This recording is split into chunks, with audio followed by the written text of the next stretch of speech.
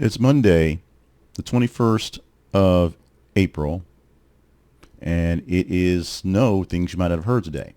The very quick version of that is this has been a very long trying week. It was a very long Easter celebration, things going on, and the night ended up with spending a couple hours in the bathroom sheltering in place because of possible tornadoes. We do that now. And then going to bed with some serious just illness from just the stress of the week. So got a little rest in, which hopefully you'll enjoy that one, and no long or short version of the news recaps. There will be an email newsletter in a little bit, so if you get the email newsletter, you'll get that going forward for continuity and for the weekend, but no things you might have heard for the week. But I want to take a little time in this point, because I still have a little time before I have to start prepping for my actual week, which will also be a pretty rough week going forward, and talk about some of the things that have happened lately with y'all in the general public. Now, we do these things with extra videos and extra emails with people who are partners with the Conversation Project, and I'm not going to really sell that here, but you can check that out at the website. But this is a time where I'm really starting to see some patterns, and the patterns I'm seeing aren't the best patterns for exactly going forward. It's things that are making you hit the point where you hit that dip where it's like, is this really worth it? It is. We'll keep pushing, but there's some issues that we're seeing that are kind of a bit, I'm going to say disturbing, for lack of a better word. They're not so much as disturbing as they are bad, but they're just showing a bad trend, and I'm not sure where things are going. The main issue is I'm not hitting the audience I think I should be hitting. There should be more of a 60-40, if you will, of people who are more or less agreeing with me, or just not so much hating me, as opposed to people who are just flat out saying, no, you're an idiot, which would tell me in a case that if I were saying something that was really deep, detailed, and bomb throwing, and I had an actual coverage and more than 2,000 actual YouTube subscribers, most of those taken in days in the past during YouTube Shorts days, and I'm sure most of those folks aren't paying attention, I would not be so worried about, because it's just the hate that you get from just trying something. If everybody's in love with what you're saying, then you're probably not doing it right, especially if you're fighting for something like injustice, which I'm not doing. I'm just reporting on news and doing various news coverage. But the good news is this is for some of the out-of-the-way stories, some of the stories that aren't the big headline stories, that are B grade and sometimes C grade stories, sometimes even worse than that, that are getting the responses. The super duper Trump stuff, I expect to get a lot of things going forward, and those tend to be 60-40 the other way, 60-40, 60% who are sort of not in my favor, even if I don't do the best, even if I do what I can to not put the bias into the story, just the facts, which is fine. But the other way around, it's turning into an 80-20 of folks who are basically in the attack mode, attacking the headline, attacking the thought process, mostly not reading or listening to the actual video or reading the article linked to it going forward. There have been some very serious responses, let's just say.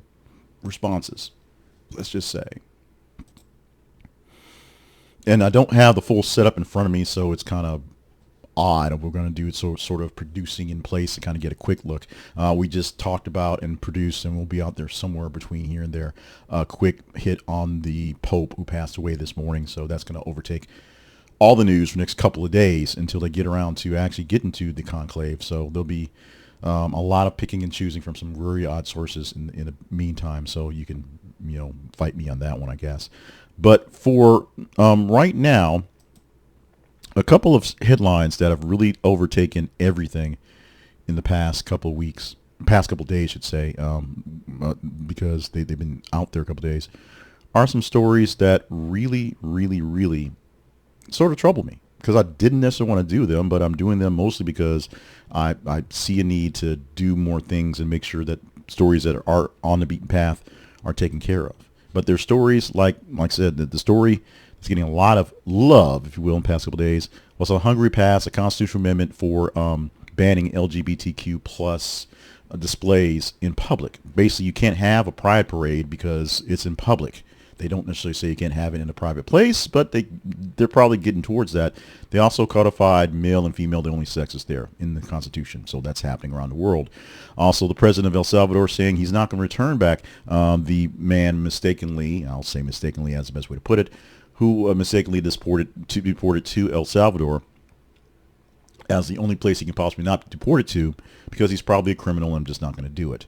On top of that, a newer story when Senator Van Hollen of Maryland went and met with that man, and the photo ops that were basically set up by the administration from El Salvador, showing him in a nice, clean setting and not in a gulag of any sort, which a lot of people are, of course, jumping on the other thing and just saying that he wasn't wrongfully deported. He was deported without due process. You can say he was not wrongly deported because he was not an American citizen. He was deported without due process and deported to a place that by the legal standings of where he could be deported to, he could not be deported to. And it's a problem, and the administration, the U.S. have admitted to it, but they're saying they're not doing anything about it because accountability and bad guys and things like that.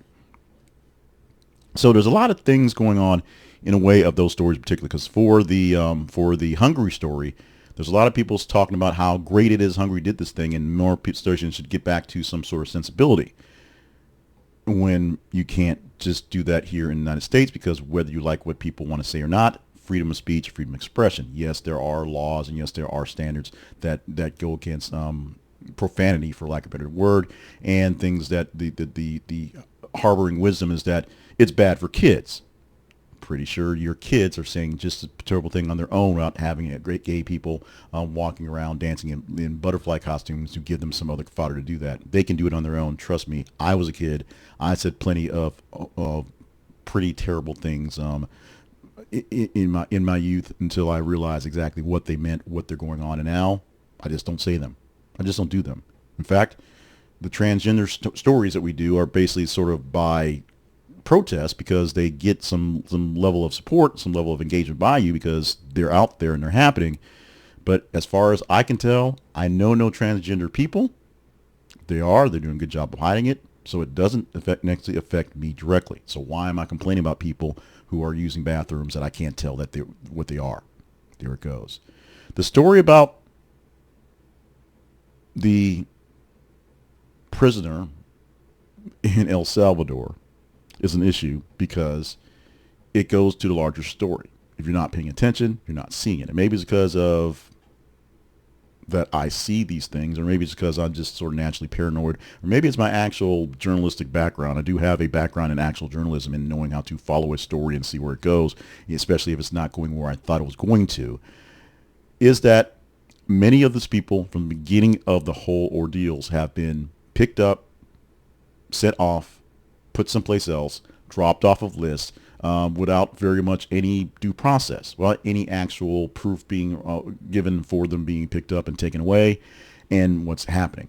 We've had stories of people who are crossing the border who are just regular general people from places as benign as Canada, although maybe not so benign anymore, who have issues and have been detained and deported back to wherever they came from. The story about the actress who was coming in from Mexico, who had her issue with her visa, but went to Mexico for something and then was going back to the States to go fix that, who got detained for a while, is a wild story. But after we put it out there, many more wild stories of people who were just in the States backpacking and went across to Canada and back had issues. People who lived here, worked here, did stuff, leaving the nation and coming back to come back to work, having issues. And all the nations across the world putting out travel advisories saying that even if you have your paperwork, they might not let you in. These are problems. These are issues. These are processes that aren't essentially making America great again or keeping all the illegal alien migrants who are rapists and killers out of the nation, but general white people who are traveling back and forth and spending money.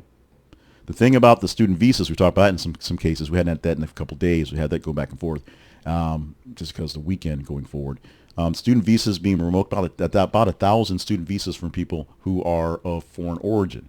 A handful of those folks either were dealing in protests. One person is detained for that one. Wrote an op-ed about it, detained for that one. But many of these folks are just people from nations that we may not like, and the we is the administration.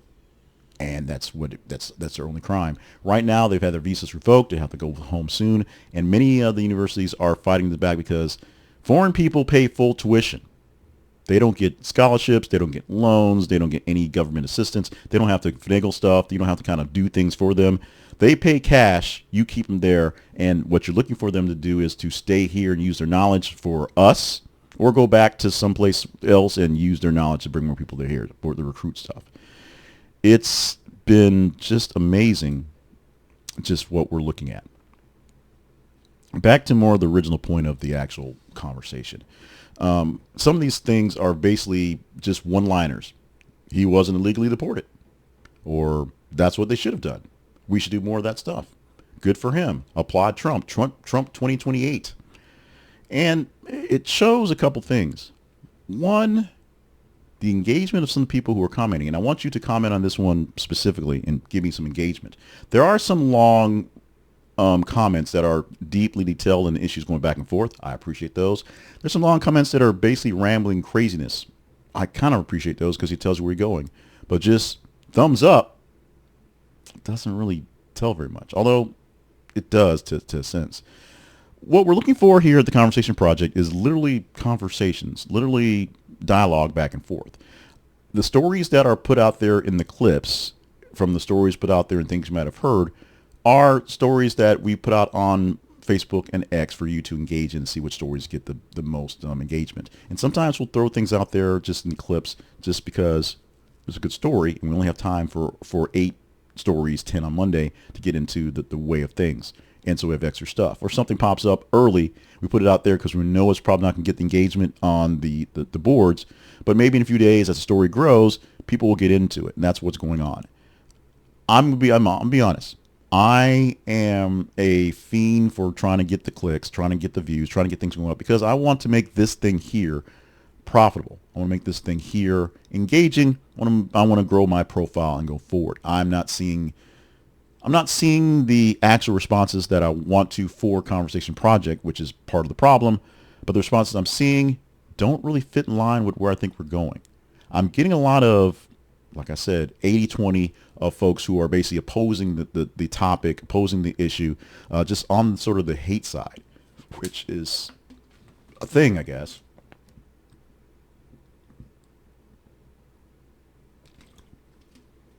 Is not contributing to an actual dialogue, not contributing to actual conversation.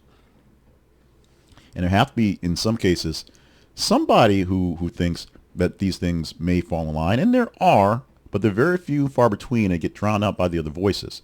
One thing would make me think that it's mostly bots. On the other channel, my first video I had that had Donald Trump having no sense of humor had an amazing amount of responses. All of them were hateful, and then I had 2 other videos, and there's no response. So that channel is being rethought of again for chances to go deeper into my own voice. And maybe I'll do those things here, but the point here is to keep it sort of neutral. We'll see how that works out.